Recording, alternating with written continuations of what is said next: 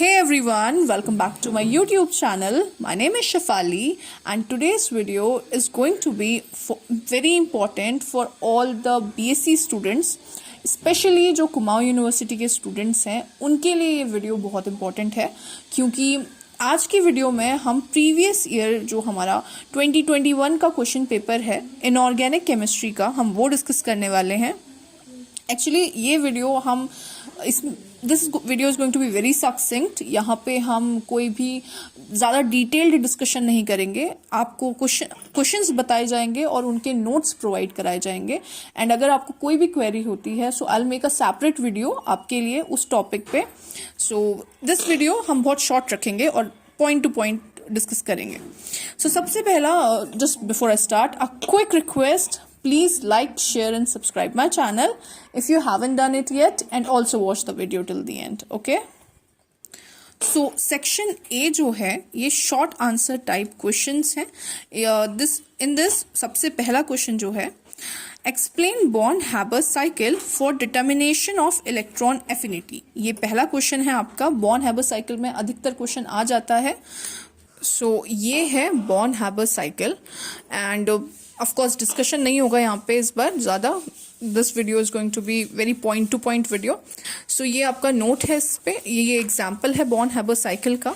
And अगर आप एक अनदर एग्जाम्पल, दो एग्जाम्पल दे सकते हो, this will be enough. That would be the first example और ये वाला सेकेंड एग्जाम्पल के तौर पे आप लिख सकते हो क्योंकि शॉर्ट आंसर टाइप क्वेश्चन है तो इनफ है इतना कॉन्टेंट।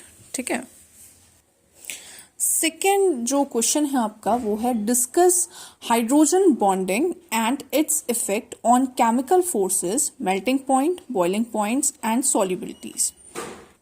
सो हाइड्रोजन बॉन्डिंग जो है ये टॉपिक बहुत इंपॉर्टेंट है और बहुत बार इनऑर्गेनिक केमिस्ट्री में भी और ऑर्गेनिक केमिस्ट्री में भी बहुत इंपॉर्टेंट है, दोनों बार पूछा जाता है। इस बार इनऑर्गेनिक केमिस्ट्री में आया है, कभी कभी ऑर्गेनिक केमिस्ट्री में भी आ जाता है। So this is hydrogen bonding. आप हाइड्रोजन बॉन्डिंग में अपने हिसाब से जितना भी लिखना चाहें वो लिख सकते हैं।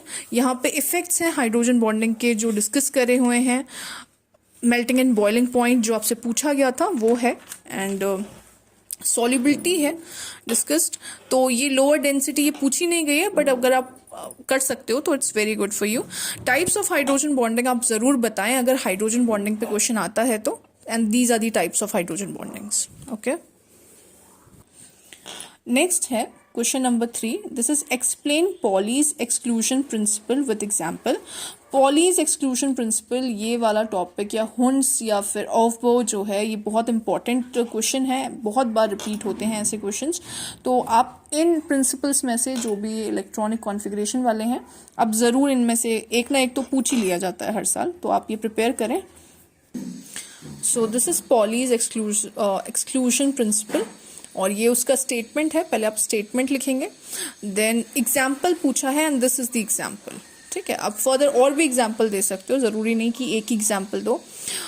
पॉली एक्सक्लूजन प्रिंसिपल मैंने अपनी एक वीडियो बनाई है केमिस्ट्री की, उसमें भी समझाया है। अगर आपने नहीं देखी है तो मैं डिस्क्रिप्शन बॉक्स में उसका लिंक डाल दूंगी, आप ज़रूर वो वीडियो उसको देखना। वहाँ पे पूरा चैप्टर एक्सप्लेन किया है मैंने, केमिस्ट्री का फर्स्ट चैप्टर क्लास 11th का, तो उसी में आता है पॉलीज एक्सक्लूजन प्रिंसिपल और ये बहुत इंपॉर्टेंट है जैसे कि बहुत बार रिपीट हुआ है। सो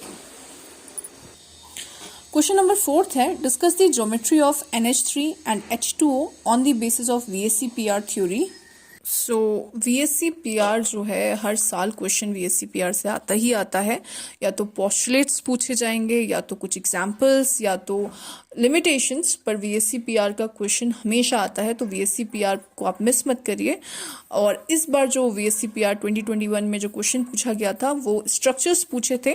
अगर आपसे स्ट्रक्चर्स पूछे जाते हैं तो आप स्ट्रक्चर्स ही बनाइए, जैसे कि ये पूरा एक्सप्लेन्ड स्ट्रक्चर है आप ये बनाइए। ज़रूरी नहीं है आपके लिए कि आप उसमें पहले लिख रहे हैं कि VSC-PR क्या है, उसे एक्सप्लेन कर रहे हैं और फिर जाके स्ट्रक्चर बना रहे हैं।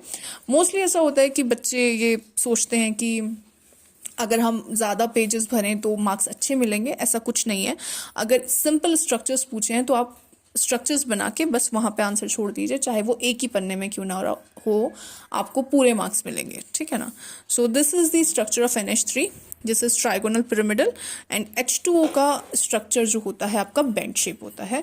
VSC-PR पे मैंने एक वीडियो बनाया है, वही हम मेरी जो प्लेलिस्ट में आप ज़रूर जाके देखिएगा, वहाँ पे आपको केमिस्ट्री 11th क्लास केमिस्ट्री मिलेगी, वहाँ पे आप ज़रूर इसको टॉपिक को पढ़ना।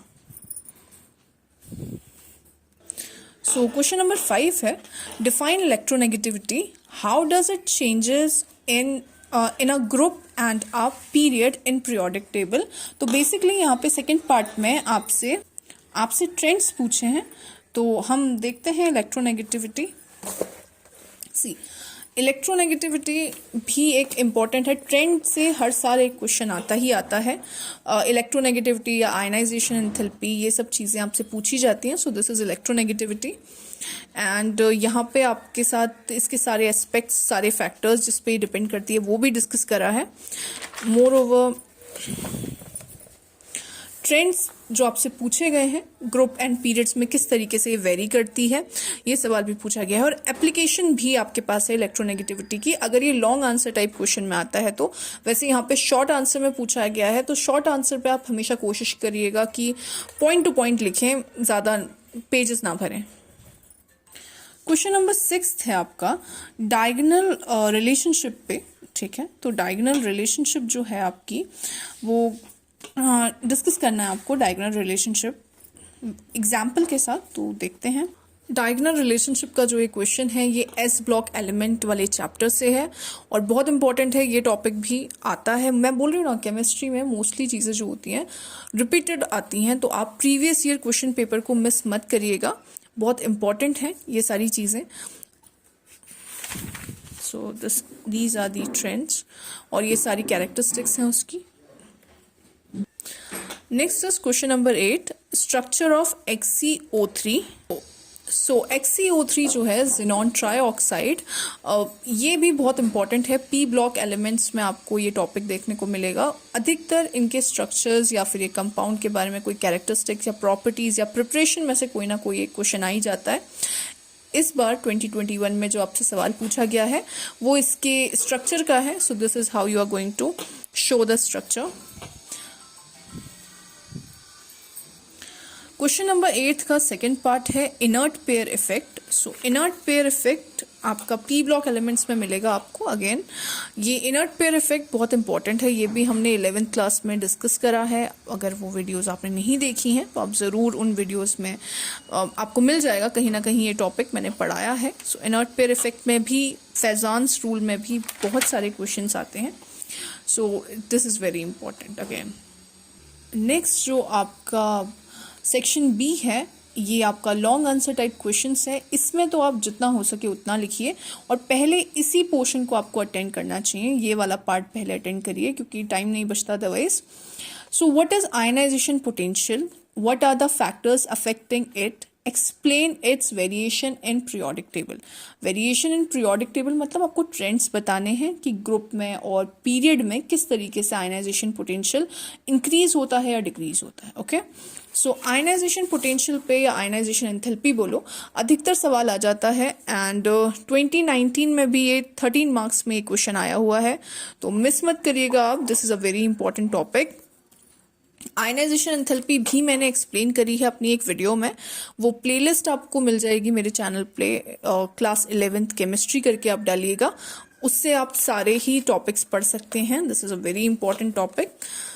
सो फैक्टर्स गवर्निंग आयनाइजेशन एंथैल्पी भी इम्पॉर्टेंट है, आप ज़रूर ये टॉपिक पूरा पढ़ के जाना बिकॉज 13 मार्क्स में आया हुआ टॉपिक है, सो बहुत इंपॉर्टेंट हो जाता है। Variation of ionization enthalpy in periodic table है, ये अलोंग द पीरियड वेरिएशन किस तरीके से होते हैं विद एग्जाम्पल आपको समझाया। यहाँ पे वेरिएशन डिफर करते हैं, कहीं बढ़ते हैं कहीं घटते हैं, तो उस तरीके से बताया है एंड अलग अलग केसेस को एक्सप्लेन किया है और फिर वेरिएशन ग्रुप में किस तरीके से होते हैं। This is how it has been explained.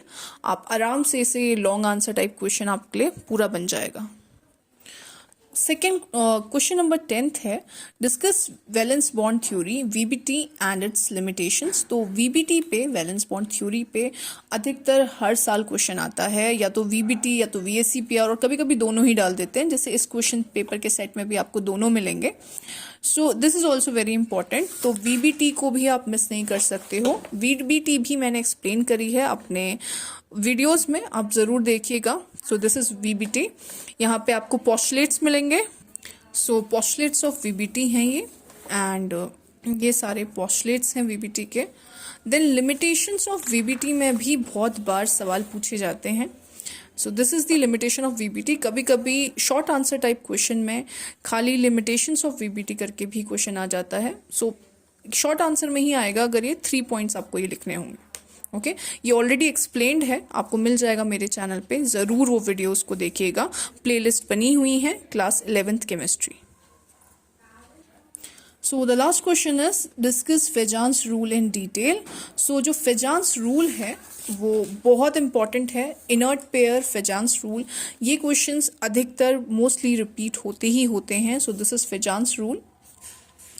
Partial covalent characteristics of ionic bond करके भी ये क्वेश्चन आ सकता है शॉर्ट नोट लिखने में, या फिर वैसे भी दिस इज़ वेरी इंपॉर्टेंट। आप ज़रूर इस क्वेश्चन को मिस मत करिएगा।